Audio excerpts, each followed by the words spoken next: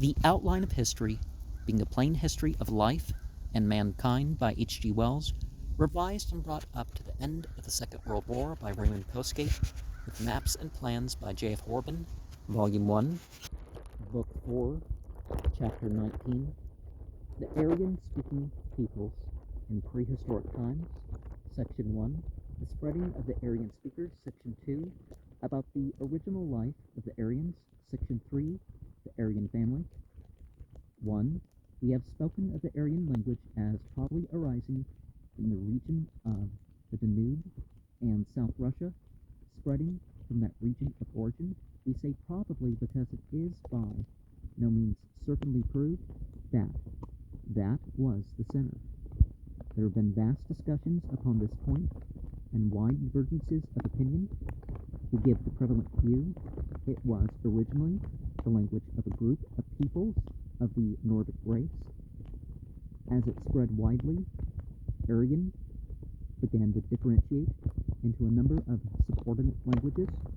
The west and south, it encountered the Basque language, which prevailed in Spain, and also possibly various other Mediterranean languages before the expansion of the Aryans from their lands of origin southward and westward. The Iberian race was distributed over Great Britain, Ireland, France, Spain, North Africa, South Italy, and in a more civilized state, Greece and Asia Minor. It was closely related to the Egyptian. To judge by its European vestiges, it was a rather small human type, generally with an oval face, had a long head. It buried its chiefs and important people in megalithic chambers, i.e. made of big stones, covered over by great mounds of earth, and these mounds of earth, being much longer than they are broad, are spoken of as the long barrows. These people sheltered at times in caves, and also buried some of their dead therein. And from the traces of charred, broken, and cut human bones, including the bones of children, it is inferred that they were cannibals. There is some more in-depth work, even showing genetic trends that people from the Americas and Europe had the highest incidence of cannibals in the world. These short, dark Iberian tribes, and the Basques also, if they were a different race, were thrust back westward and conquered and enslaved by slowly advancing waves of the taller and fairer Aryan-speaking peoples coming southward and westward through Central Europe, who are spoken of as the Celts, Keltoi in Greek. Only the Basque resisted the conquering Aryan speech. Gradually, these Celtic speakers made their way to the Atlantic, and all that now remains of the Iberians is mixed into the Celtic population. How far the Celtic invasion affected the Irish population is a matter of debate at the present time. In that island, the Celts may have been a mere caste of conquerors who imposed their language on a larger subject population. The same may be true of Spain. It is even doubtful if the north of England is more Nordic than pre-Celtic in blood. There's a sort of short, dark Welshmen and certain types of Irishmen who are Iberians by race. The modern Portuguese are also largely of Iberian blood. The Celts spoke a language, Celtic, of which it has been said that it combined an Aryan vocabulary with the Berber or Iberian grammar, which was, in its turn, to differentiate into the language of Gaul, Welsh, Breton, Scotch, and Irish Gaelic. So it's Gaelic is Scotch and Irish is Gaelic. Almost the same language, some changes here and there. And other tongues. The Celts buried the ashes of their chiefs an important people in round barrows. While these Nordic Celts were spreading westward, other Nordic Aryan peoples were pressing down upon the dark white Mediterranean race in the Italian and Greek peninsulas, and developing the Latin and Greek groups of tongues. Certain other Aryan tribes were drifting toward the Baltic and across into Scandinavia and speaking varieties of Aryan, which became Ancient Norse, the parent of Swedish, Danish, Norwegian, and Icelandic, Gothic, and Low and High German.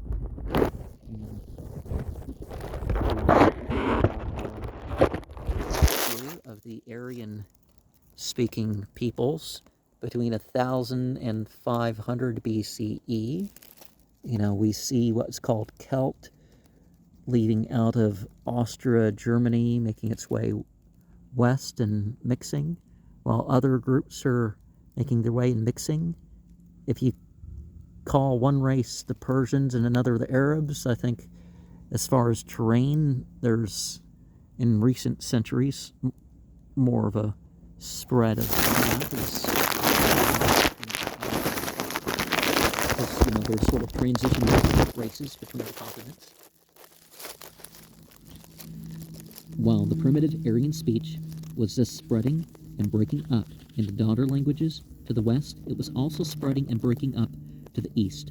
North of the Carpathians and the Black Sea, Aryan-speaking tribes were using a distinctive dialect called Slavonian, from which came Russian, Serbian, Polish, Czech, and other dialects and tongues. Other variations of Aryan distributed over Asia Minor and Persia were also being individualized. Finding it harder to breathe with the secondhand smoke. As Armenian and Indo-Aryan, the parent of Sanskrit and Persian. In this book, we have used the word Aryan for all this family of languages, but the term Indo-European is sometimes used for the entire family, and Aryan itself restricted in a narrower sense to the Indo-Aryan speech. This Indo-Iranian speech was destined to split later into a number of languages, including the Persian and Sanskrit, the latter being the language of certain tribes of fair-complexioned Aryan speakers.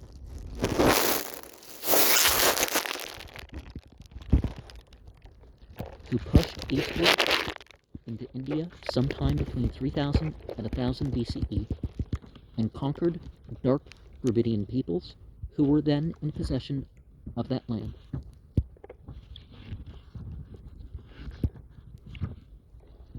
From their original range of wandering, other Aryan tribes spread to the north, as well as to the south of the Black Sea. Ultimately, these seas shrank and made way for them to the north and east of the Caspian, and so began to come into conflict with and mix also with Mongolian peoples of the Ural-Altaic linguistic group, the horse-keeping peoples of the grassy steppes of Central Asia, Magog and Magog.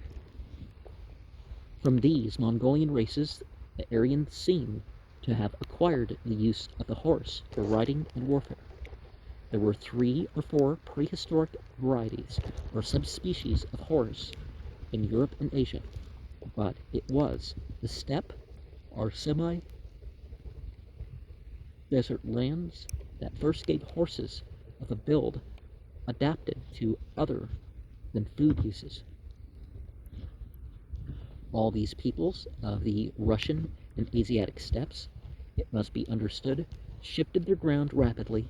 A succession of bad seasons might drive them many hundreds of miles, and it is only in a very rough and provisional manner that their beats can now be indicated. Every summer they went north, every winter they swung south again. This annual swing covered sometimes hundreds of miles.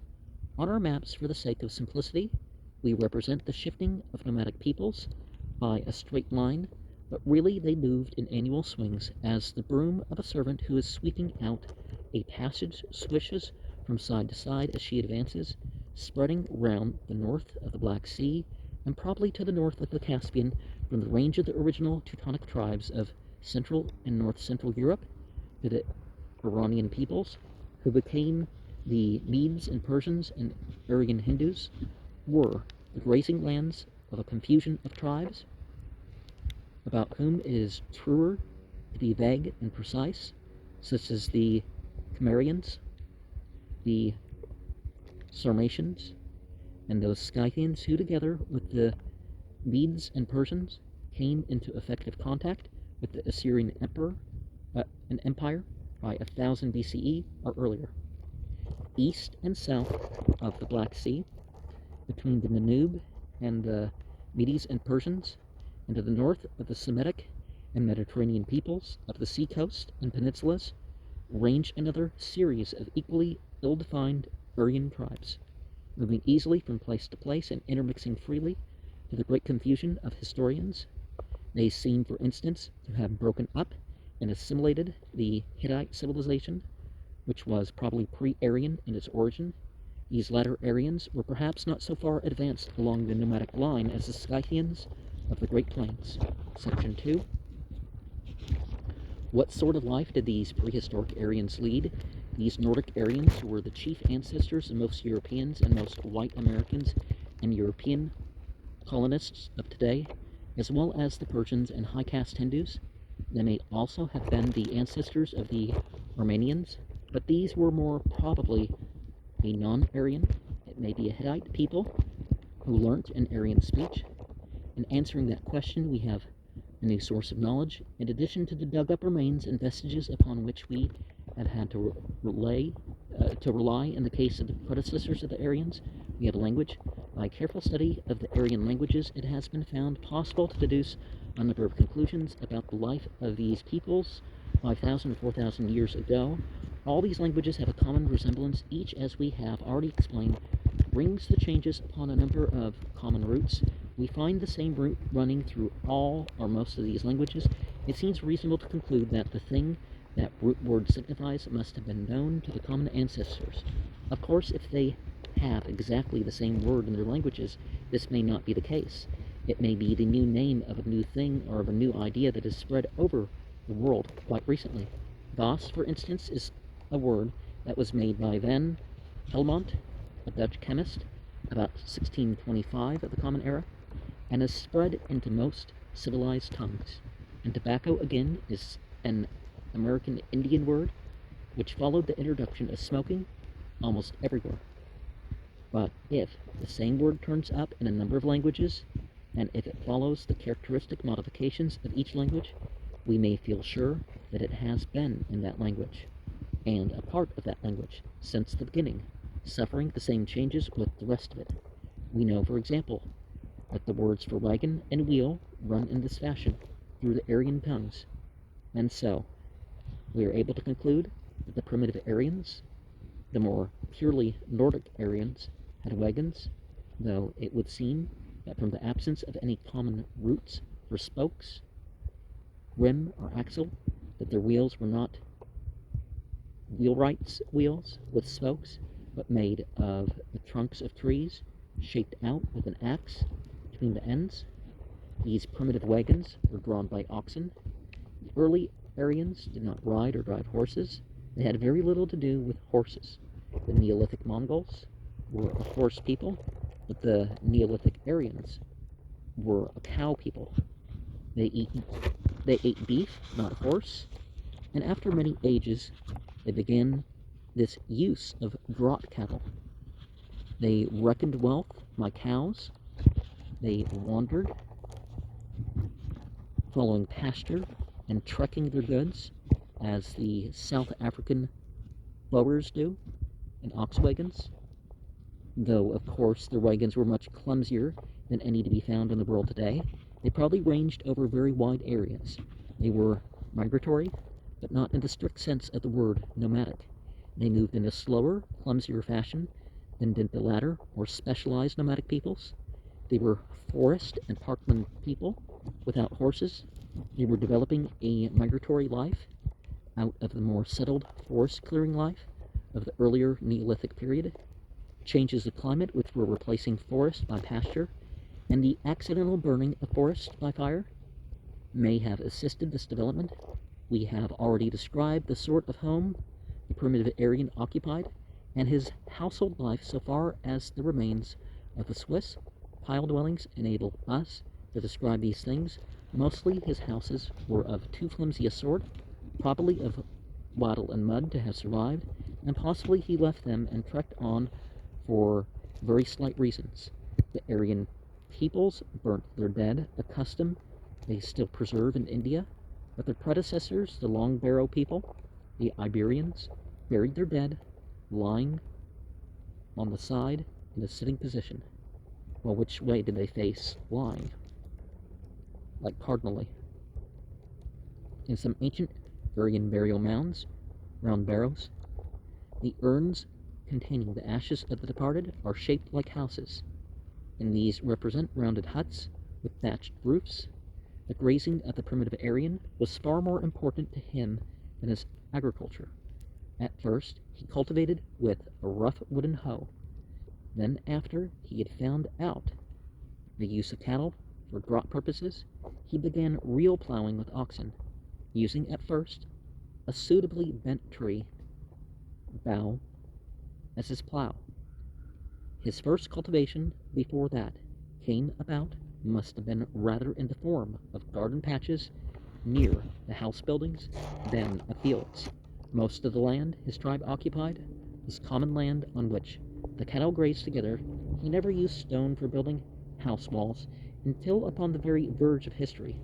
He used stone for hearths, for example at Glastonbury, and sometimes stone substructures. He did, however, make a sort of stone house in the center of the great mounds in which he had buried the ashes of his illustrious dead. He may have learned this custom from his Iberian neighbors and predecessors. It was these dark whites of the megalithic culture, and not the primitive Aryans, who were responsible for such temples as Stonehenge in Wiltshire or Carnac in Brittany.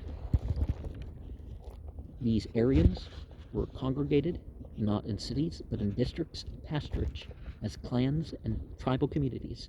They formed loose leagues of mutual help under chosen leaders. They had centers where they could come together with their cattle in times of danger, and they made camps with walls of earth and palisades, many of which are still to be traced in the history-worn contours of the European scenery. The leaders under whom men fought in war were often the same men as the sacrificial purifiers who were the early priests. The knowledge of bronze spread late in Europe. The Nordic European had been making his slow advances, age by age, for 7,000 or 8,000 years before the metals came.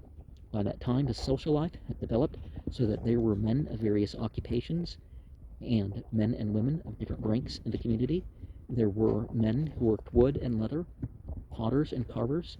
The women span and wove and embroidered. There were chiefs and families that were distinguished as leaderly and noble. The Aryan tribesman varied the monotony of his herding and wandering. He consecrated undertakings and celebrated triumphs, held funeral assemblies, and distinguished the traditional seasons of the year by feasts. His meats we have already glanced at. He was an eager user of intoxicating drinks. He made these of honey, barley, and as the Aryan-speaking tribes spread southward, of the grape, and he got merry and drunken. Whether he first used yeast to make his bread light, or to ferment his drink, we do not know. At his feasts, there were individuals with a gift for playing the fool, who did so, no doubt, to win the laughter of their friends, but there was also another sort of men, of great importance in their time, and still more important to the historian, certain singers of songs and stories. The bards, or rhapsodists. These bards existed among all the Aryan-speaking peoples. They were a consequence of, and a further factor in that development of spoken language, which was the chief of all the human advances made in Neolithic times. They chanted or recited stories of the past, are stories of the living chief and his people. They told other stories that they invented. They memorized jokes and catches. They found and seized upon and improved the rhythms, rhymes, alliterations, and such like possibilities latent in languages. They probably did much to elaborate and fix grammatical forms. They were, perhaps, the first great artists of the era, as the later Eurasian rock painters were the first great artists of the eye and hand. No doubt they used much gesture. Probably they learnt appropriate gestures when they learnt their songs, but the order and sweetness and power of language was their primary concern. These bards mark a new step forward in the power and range of the human mind.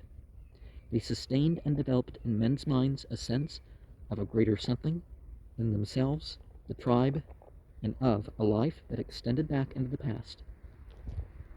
They not only recalled old hatreds and battles, they recalled old alliances and a common inheritance. The feats of dead heroes lived again. The Aryans began to live in thought before they were born and after they were dead. Like most human beings, this bardic tradition grew first slowly and then more rapidly. By the time bronze was coming into Europe, there was not an Aryan people that had not a profession and training of bards. In their hands, language became as beautiful as it is ever likely to be. These bards were living books.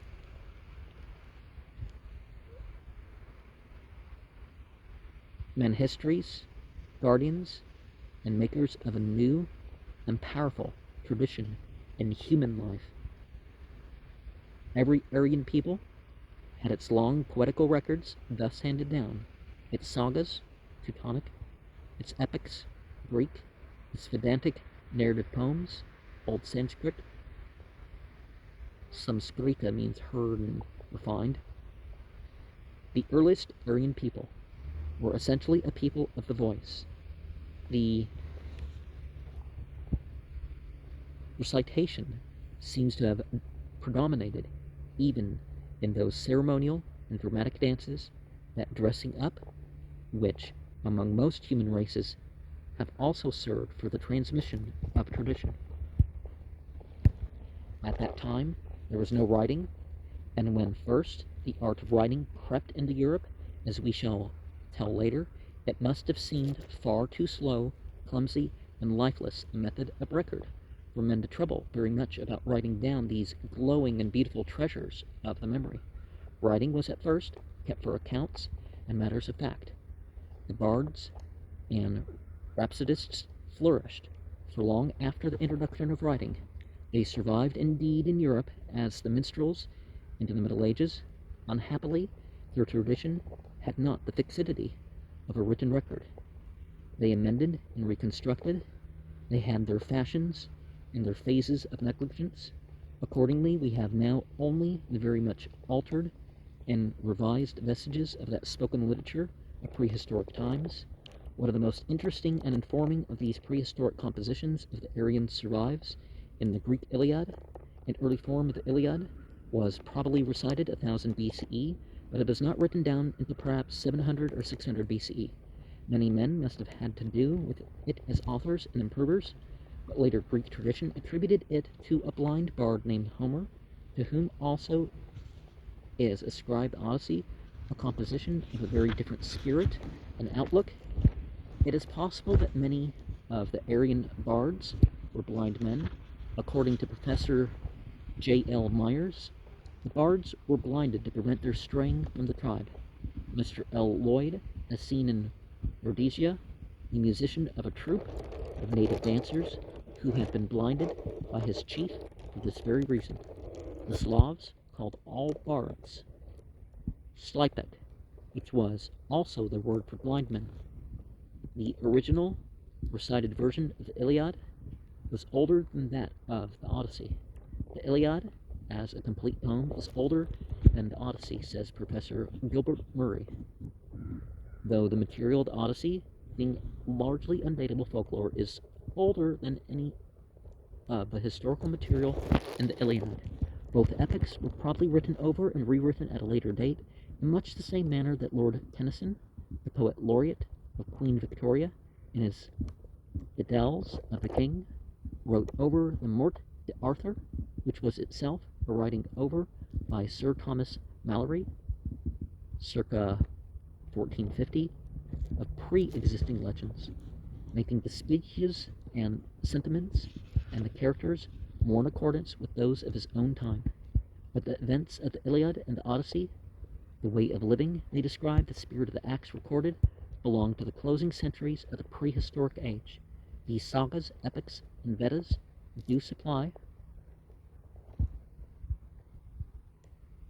Edda's word for one of the words for epics, right?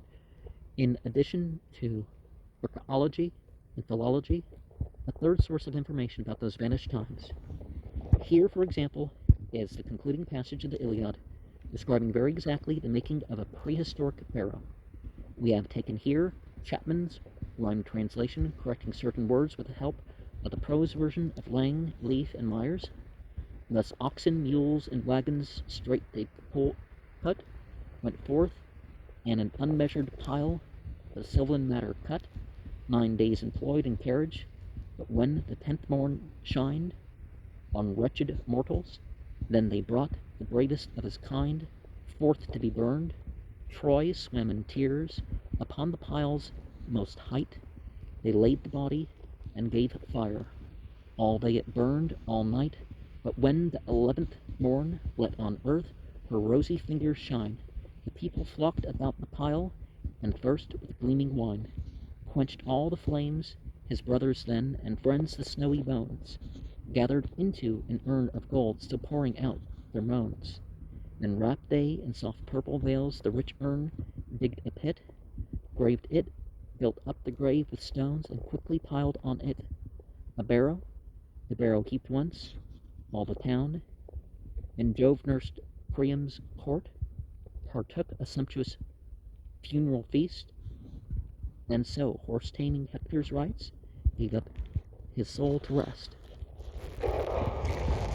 And from a platter ascribed to the end of the 7th century in the British Museum, this is probably the earliest known vase bearing a Greek inscription. The Greek writing was just beginning. Note the swastika. Anybody speaks against the swastika or the high salute, they're the ones who are racist. The meaning did not change.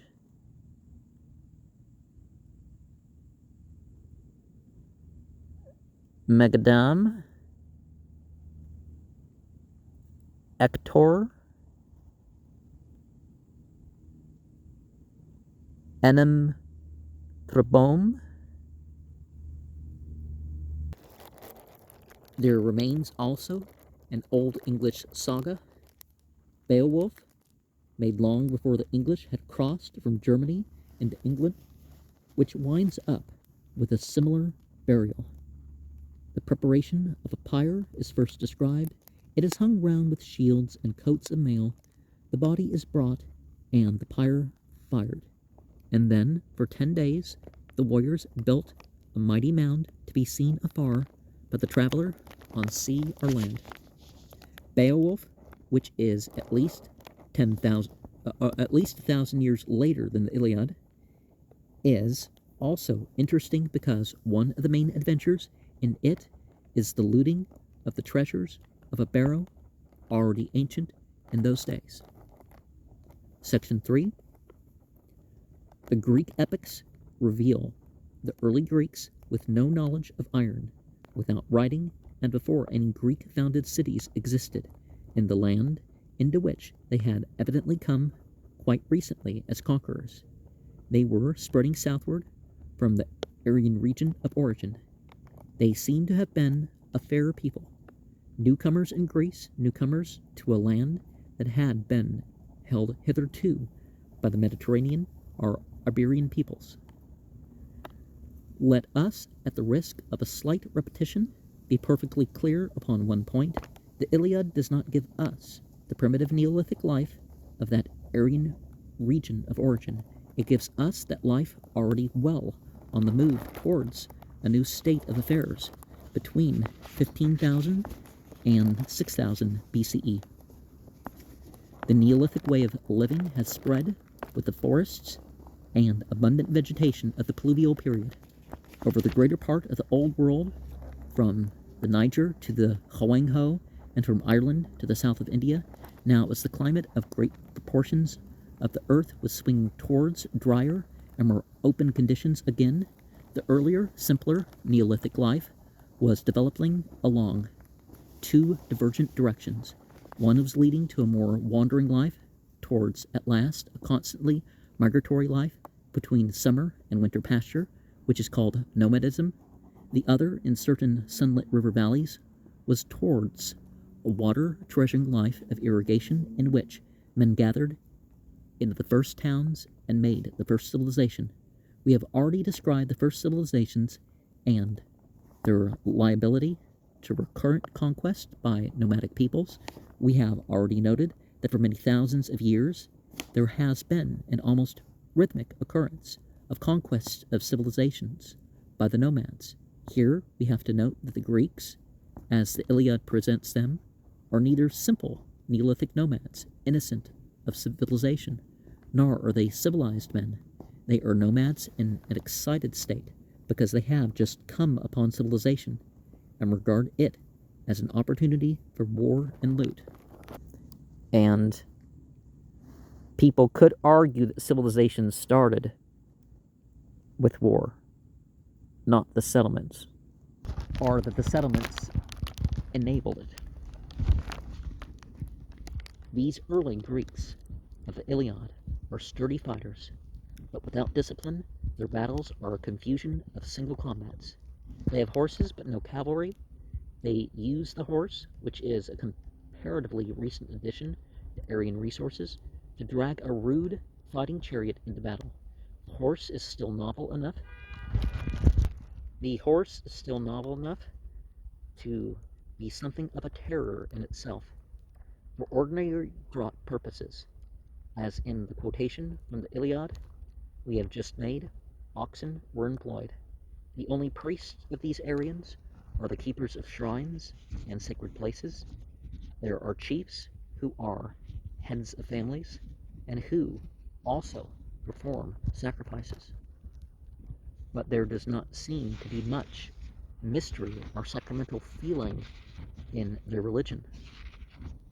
When the Greeks go to war, these heads and elders meet in council and appoint a king whose powers are very loosely defined. There are no laws, but only customs, and no exact standards of conduct. The social life of the early Greeks centered about the households of these leading men. There were no doubt huts for herds and the like, and outlying farm buildings, but the hall of the chief was a comprehensive center to which everyone went to feast, to hear the bards, to take part in games and exercises. The primitive craftsmen were gathered there. About it were cowsheds and stabling and such like offices. Unimportant people slept about anywhere as retainers did in the medieval castles, and as people still do in Indian households. Except for quite personal possessions, there was still an air of patriarchal communism about the tribe. The tribe, or the chief, as the head of the tribe, owned the grazing lands, forests, and rivers, were the wild. The Aryan social organization seems, and indeed all early communities seem, to have been without the little separate households that make up the mass of the population in Western Europe or America today. The tribe was a big family, the nation a group of tribal families. A household often contained hundreds of people. Human society began just as herds and droves begin among animals, by the family delaying its breaking up. Nowadays, the lions in East Africa are apparently becoming social animals in this way, with the young keeping with the mother after they are fully grown and hunting in a group. Here too, the lion has been much more of a solitary beast. If men and women do not cling to their families nowadays as much as they did, it is because the state and the community supply now safety and help and facilities that were once only possible in the family groups. In the Hindu community of today, these great households of the earlier stages of human society are still to be found. Mr. Upendranath Basu has recently described a typical Hindu household. It is an Aryan household, refined and made gentle by thousands of years of civilization, but its social structure is the same as that of the households of which the Aryan epics tell. The joint family system, he said, has descended to us from time immemorial. The Aryan patriarchal system of old still holding sway in India. The structure, though ancient, remains full of life.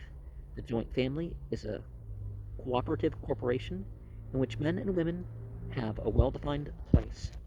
At the head of the corporation is the senior member of the family, generally the eldest member, but in his absence, the senior female family member often assumes control. See Penelope in the Odyssey.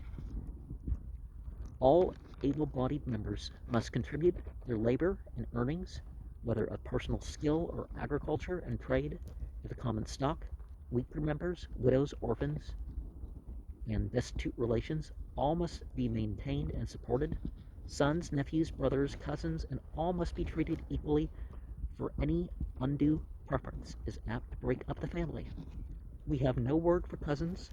They are either brothers or sisters, and we do not know what are cousins 2 degrees removed. The children of a first cousin are your nephews and nieces, just the same as the children of your brothers and sisters.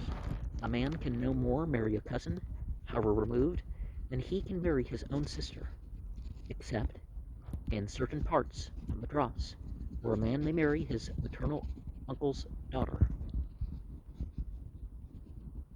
The family affections, the family ties, are always very strong, and therefore the maintenance of an equal standard among so many members is not so difficult as it may appear at first sight. Moreover, life is very simple. Until recently, shoes were not in general use at home, but sandals without any leather fastenings. I have known of a well-to-do, middle-class family of several brothers and cousins who had 2 or 3 pairs of leather shoes between them, these shoes being only used when they had occasion to go out, and the same practice is still followed in the case of the more expensive garments, like shawls, which last for generations, and with their age are treated with loving care as having been used by ancestors of revered memory. And the Jews say of blessed memory. The joint family remains together, sometimes for several generations, until it becomes too unwieldy, when it breaks up into smaller families, and you thus see whole villages peopled by members of the same clan. I have said that the family is a cooperative society, and it may be likened to a small state, and is kept in its place by strong discipline based on love and obedience. You see nearly every day the younger members coming to the head of the family, and taking the dust of his feet as a token of benediction. Whenever they go on enterprise, they take his leave and carry his blessing. There are many bonds which bind the family together, the bonds of sympathy, of common pleasures, of common sorrows. When a death occurs, all the members go into mourning. When there is a birth or a wedding, the whole family rejoices. Then above all is the family deity, some image of Vishnu, preserver. His place is in a separate room, generally known as the room of God. See the ancient Egyptian word for temple, Hatchur, are in well-to-do families, in a temple attached to the house, where the family performs its daily worship. There is a sense of personal attachment between this image of the deity and the family, for the image generally comes down from the past generations, often miraculously acquired by a pious ancestor at some remote time. With the household gods, a biblical term used for that is sometimes Baal, is well, Balim would be the plural, is intimately associated. The family priest. The Hindu priest is part of the family life of his flock, between whom and himself the tie has existed for many generations. The priest is not generally a man of much learning. He knows, however, the traditions of his faith. Well, that can be a lot of learning if you've seen the size of some of these scriptures. And he is not a very heavy burden, for he is satisfied with little, a few handfuls of rice, a few homegrown bananas or vegetables, a little unrefined sugar made in the village, and sometimes a few pieces of copper are all that is needed. A picture of our family life would be incomplete without the household servants.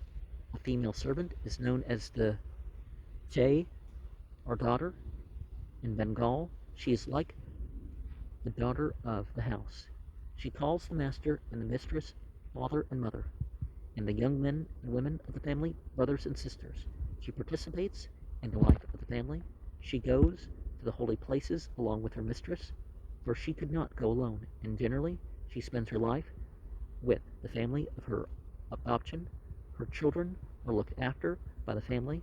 The treatment of men servants is very similar.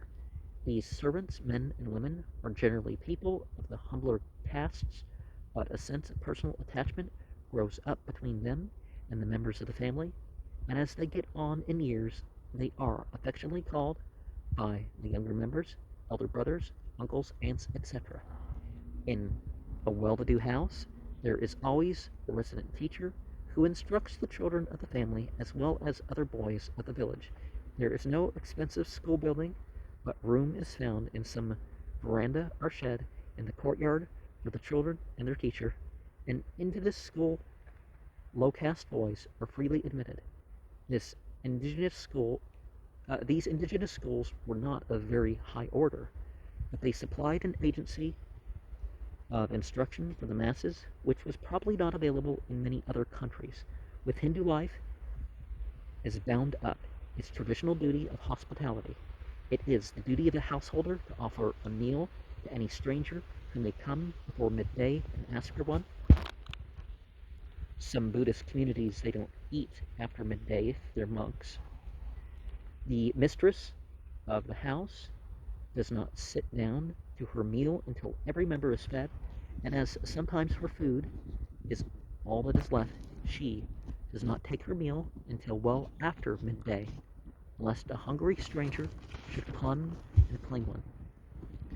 We have been tempted to quote Mr. Basu at some length because here we do get to something like a living understanding of the type of household which has prevailed in human communities since Neolithic days, which still prevails today in India, China, and the Far East, but which in the West is rapidly giving ground before a state and municipal organization of education and large-scale industrialism within which an amount of individual attachment and freedom is possible, such as these great households never knew. But let us return now to the history preserved for us in the Aryan epics. The Sanskrit epics tells a very similar story to that underlying the Iliad, the story of a fair, beef-eating people. Only later did they become vegetarians, coming down from Persia into the plain of North India and conquering their way slowly toward the Indus. From the Indus, they spread over India, but as they spread, they acquired much from the dark Dravidians they conquered, and they seem to have lost the bardic tradition. The ancient verses, says Mr. Basu, were transmitted chiefly in the households by the women. The oral literature of the Celtic peoples, who pressed westward, has not been preserved so completely as that of the Greeks or Indians. It was written down many centuries later, and so like the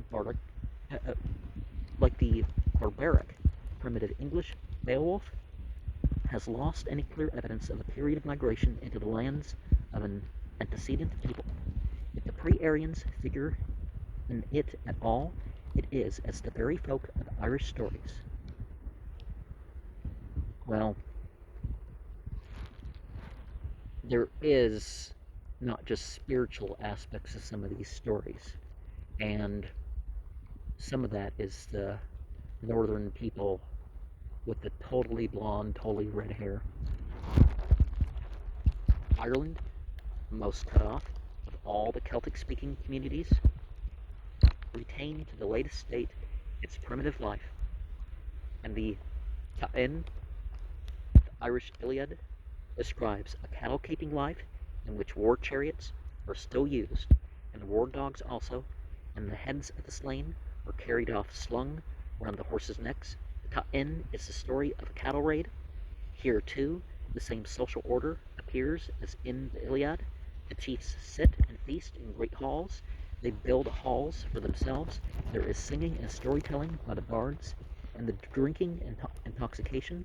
Priests are not very much in evidence, but there is a sort of medicine man who deals in spells and prophecy. Well, the religious officials, vary per culture. And who's to say, well, if they have alcohol in church, that the goal wasn't to enhance the whole thing?